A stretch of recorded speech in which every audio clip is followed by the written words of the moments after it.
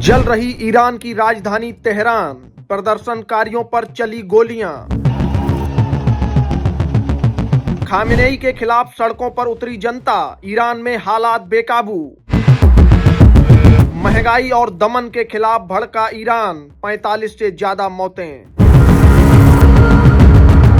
Reza Pahlavi की एक appeal और 31 प्रांतों में विद्रोह, हिल गया ईरान।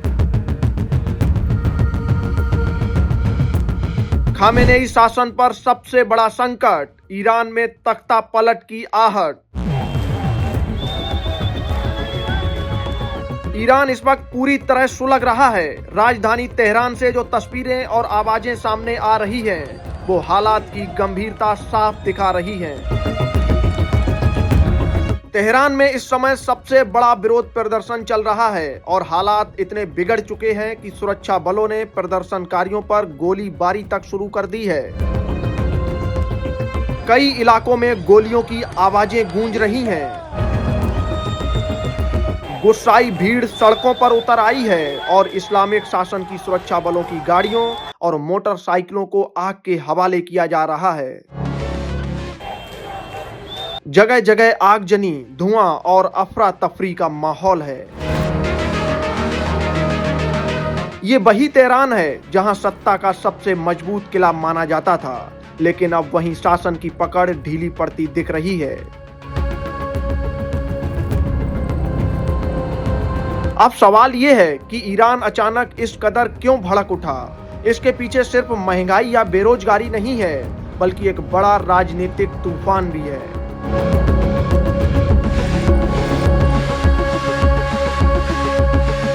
ईरान के पूर्व शाह के बेटे रजा पहलवी ने ईरानी जनता से खुली अपील की है। रजा पहलवी ने सोशल मीडिया पर वीडियो जारी कर लोगों से सड़कों पर उतरने और आर पार की लड़ाई लड़ने का आह्वान किया है।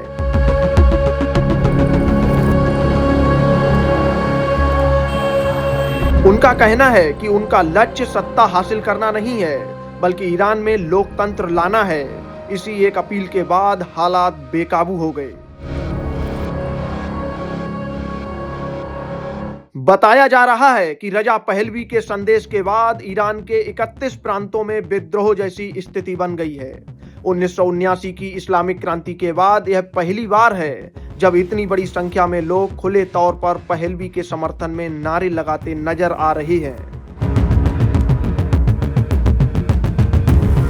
प्रदर्शनकारियों ने रजा पहलवी को नया नेता मानना शुरू कर दिया है। सड़कों पर पुराने शाही दौर के झंडे लहराए जा रहे हैं।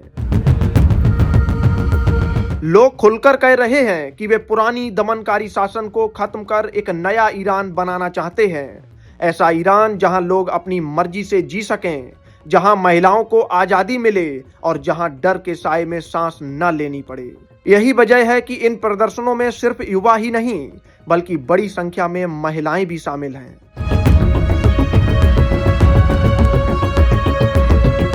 तेहरान समेत कई बड़े शहरों में भीड़ उमड़ पड़ी है। नारों में खामेनेई की तानाशाही के खिलाफ गुस्सा साफ झलक रहा है। सड़कों पर तानाशाह की मौत के नारे लगाए जा रहे हैं।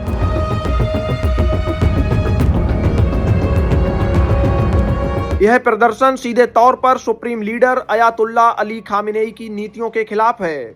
लोग कह रहे हैं कि ईरान में लोकतंत्र नहीं है, बल्कि जबरन थोपी गई सोच और दमनकारी शासन है। इसी के खिलाफ हजारों लोग सड़कों पर उतर आए हैं। जहां तक नजर जा रही है, वहां लोग हाथों में मोबाइल लेकर वीडियो बना रहे हैं, नारे लगा रहे हैं और सुरक्षा बलों के सामने डटे हुए हैं। महंगाई और बदहाल अर्थव्यवस्था ने इस आग में घी का काम किया है। ईरान के कई शहरों में हालात हिंसक हो चुके हैं। सड़कों पर भीड़, इमारतों में तोड़फोड़, सरकारी दफ्तरों और थानों तक में आग लगा दी गई है।